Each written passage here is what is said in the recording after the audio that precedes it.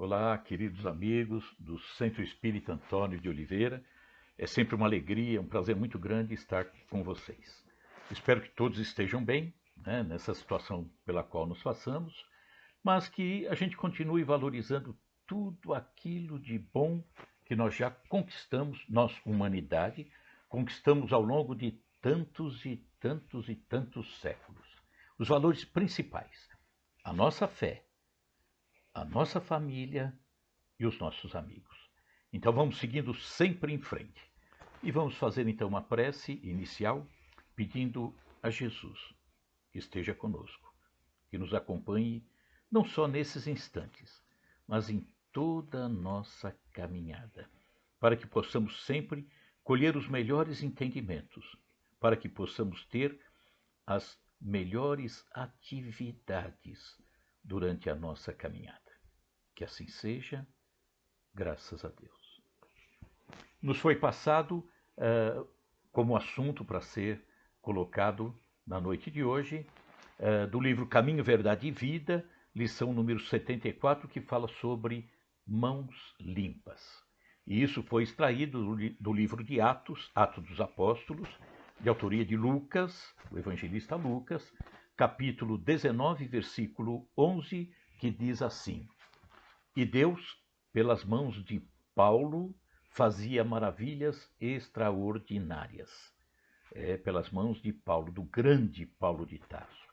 E a lição começa assim: o Evangelho não nos diz que Paulo de Tarso fazia maravilhas, mas que Deus operava maravilhas extraordinárias por intermédio das mãos dele.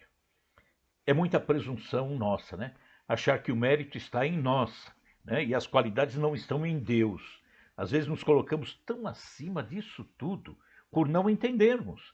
E, na verdade, nós temos obrigações a cumprir com a nossa alma. E é por isso que estamos aqui, na Terra, né?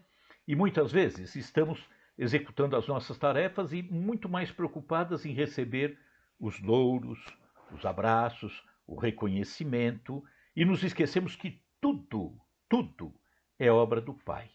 Tudo está com a presença de Jesus e que nós somos simples intermediários. Então que façamos o melhor, que façamos sempre aquilo que o Pai e que Jesus também espera de cada um de nós. Continua a lição. O Pai fará sempre o mesmo, utilizando todos os filhos que lhe apresentarem mãos limpas.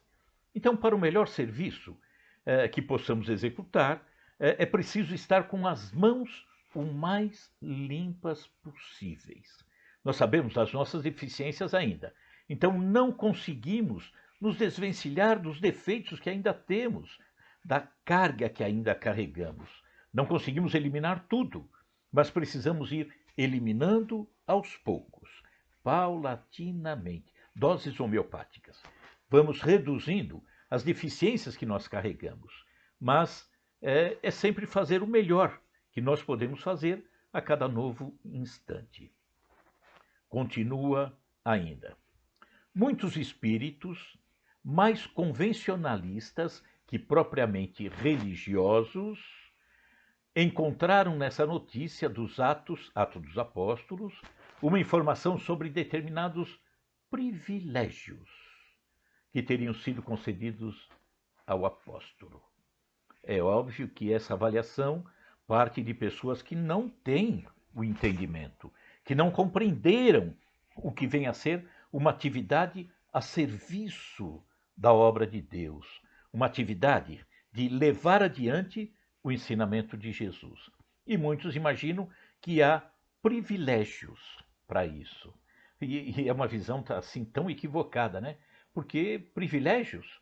Porque muitos se admiram da mediunidade nos outros. Em si, não. Muitos admiram o trabalho, por exemplo, de divulgação da doutrina de Jesus. Como é bonito divulgar. Os outros.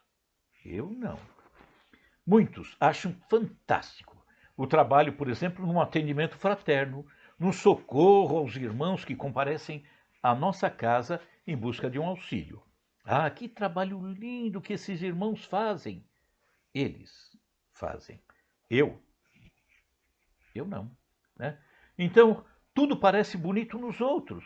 E quando eu tenho a oportunidade de estar presente, de dar de mim nesse trabalho, eu fujo. Eu pulo fora. Por quê? Ah, não quero me envolver. Não quero me envolver.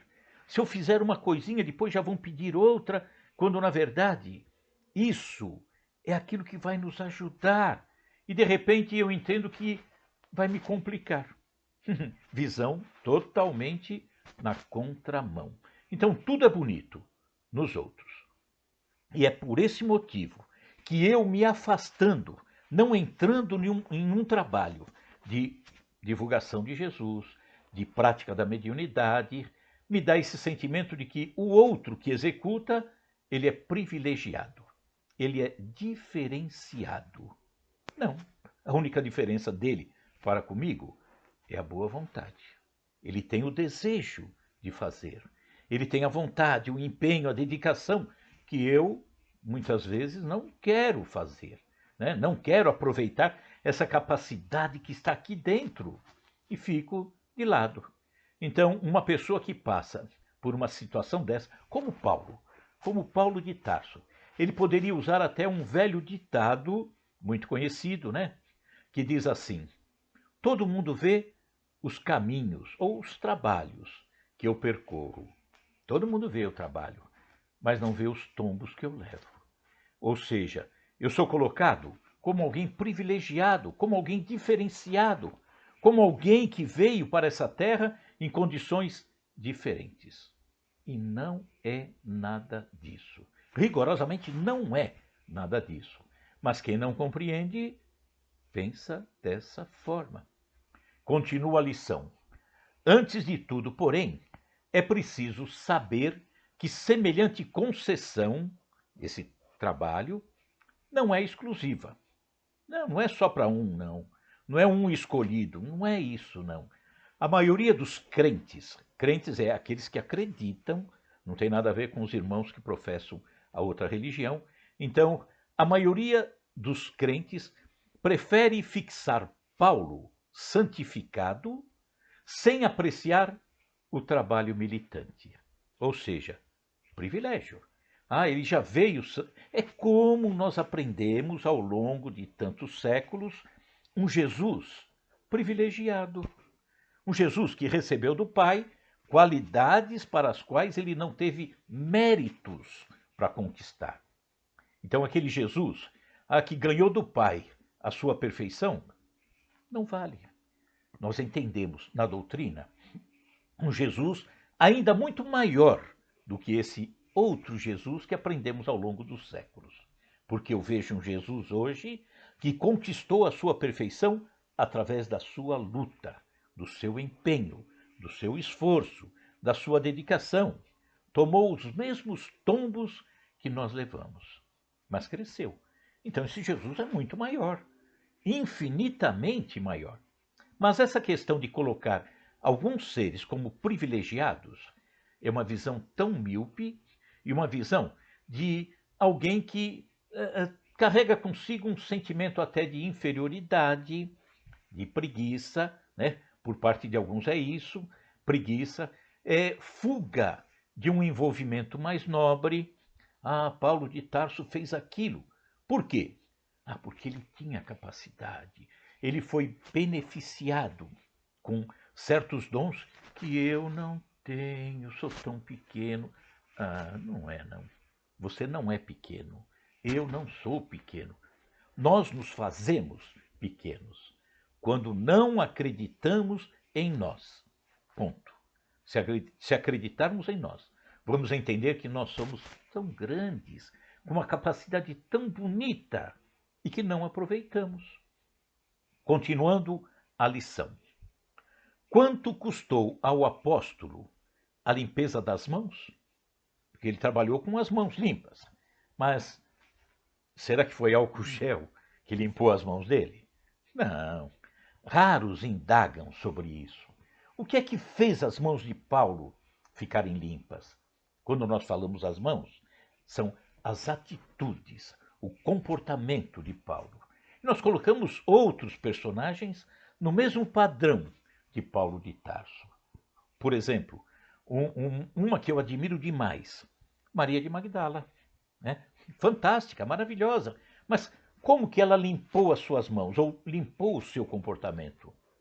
Através das suas atitudes, da sua forma de encarar a vida, de buscar as coisas melhores, de esquecer o comodismo, de sair dos vícios do passado. Tudo isso é que vai nos levar adiante. Então, muitos perguntam, ou não perguntam, né? Quanto que custou a Paulo essa limpeza das mãos? Porque não percebe nele o trabalho maravilhoso. Então, raros indagam relativamente a isso. Mas no trabalho nobre, no trabalho de dedicação à causa do bem, como é o caso de Paulo, a limpeza dessas mãos veio à custa de calos nos pés, nas próprias mãos, no lombo. Paulo de Tarso teve calos no lombo, apanhou muito, né? Sofreu muito, dobrou o seu joelho diante da presença de Jesus, ou seja, foi diminuindo a sua carga de orgulho. Olha, isso aí é trabalho para ficar com as mãos e o coração limpos, né? Então, tudo isso ele fez.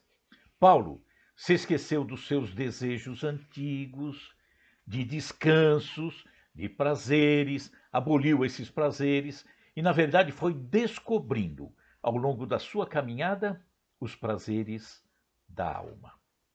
Continuando a lição, recordemos que o amigo da gentilidade, que é dos gentios, por isso que Paulo é conhecido como apóstolo dos gentios, porque ele levou a mensagem de Jesus para fora de Israel, fora do povo judeu, porque o povo judeu, na grande maioria, já não aceitava Jesus. Era necessário que levasse essa mensagem para fora de Israel. E o vaso escolhido, não privilégio, ele se purificou e ele se colocou à disposição para esse trabalho, esse vaso escolhido, Paulo de Tarso. Então, recordemos que o amigo da gentilidade, Paulo de Tarso, fora rabino famoso em Jerusalém, movimentara-se entre elevados encargos públicos, detivera dominadoras situações. No entanto, para que o Todo-Poderoso lhe utilizasse as mãos, sofreu todas as humilhações e dispôs-se a todos os sacrifícios pelo bem dos semelhantes. Então, o Paulo de Tarso desapegou-se do velho homem, edificou um novo homem. Isso foi um processo maravilhoso. Jesus não apareceu para Paulo de Tarso de um instante para outro. Não, isso não é uma varinha mágica que, pim! Agora Paulo de Tarso viu Jesus e tornou-se seguidor dele.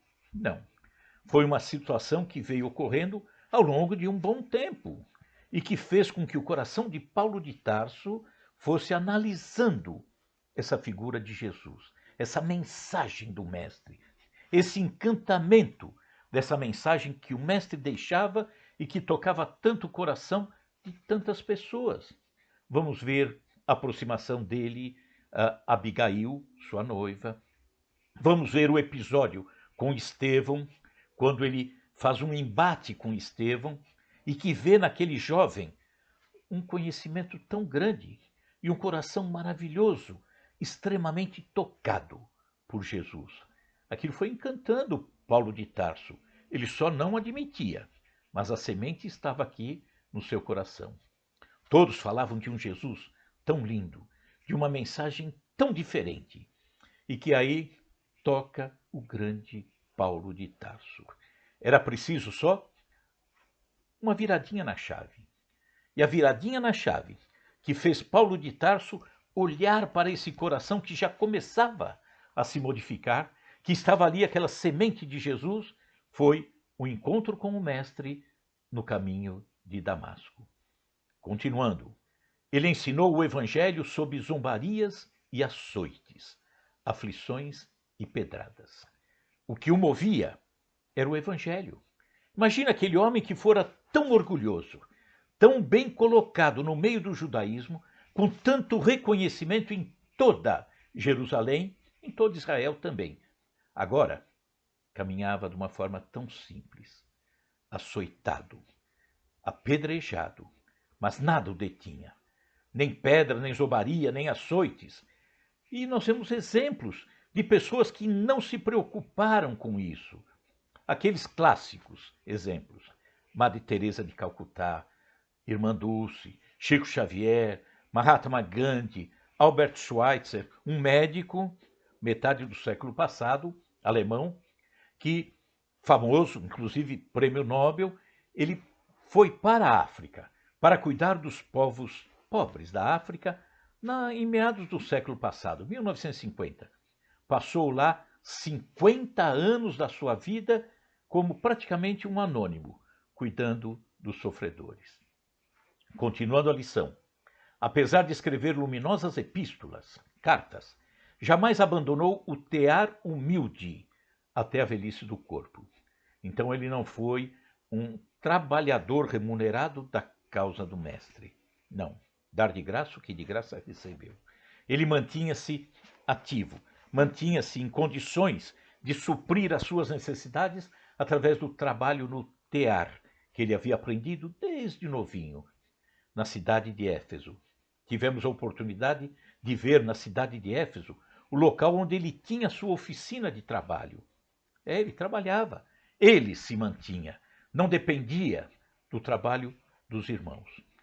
Outra coisa, considera as particularidades do assunto e observa que Deus é sempre o mesmo Pai, que a misericórdia divina não se modificou, mas pede mãos limpas para os serviços edificantes junto à humanidade. Tal exigência é lógica e necessária, pois o trabalho do Altíssimo deve resplandecer sobre os caminhos humanos. Paulo de Tarso teve a oportunidade de comparar aquele Deus que ele acreditava antes com aquele Pai que ele começou a conhecer a partir de Jesus. Fez com que suas mãos fossem se limpando. E aí nós vemos um caminho tão lindo de Paulo de Tarso, que diz que ele, estando em Éfeso, lá ele vai verificar com aqueles que faziam parte da comunidade de Éfeso, daí, entre aspas, igreja de Éfeso, e chegando de volta lá, ele pergunta, olha, vocês, aqui da comunidade, vocês estão aqui, entre aspas, batizados? E eles disseram, sim, batizados no batismo de João Batista. Óbvio que esse batismo não é esse batismo que as igrejas conhecem. Isso ele se referia a um procedimento que os judeus tinham, que era o da ablução, que era o da higiene, da limpeza interior. Os judeus, antes de João Batista, eles mergulhavam sozinhos na água e subiam, com a ideia de terem se limpado interiormente. A partir de João Batista, essa ablução passou a ser com o próprio João auxiliando a pessoa a mergulhar na água e a sair da água dessa nova ablução, ou seja, de uma nova modalidade de limpeza. Era João Batista dizendo aos judeus que para ir ao Pai não é indo sozinho. Ninguém se limpa interiormente sozinho. Nós nos limpamos através da presença dos outros, do convívio com os irmãos. Esse o grande Paulo de Tarso, o apóstolo dos gentios. Então, para encerrarmos, vamos fechando os nossos olhos e trazendo à nossa frente a figura serena e bondosa de Jesus, nosso mestre maior. E a ele pedimos que esteja sempre conosco, porque nós queremos estar sempre com ele.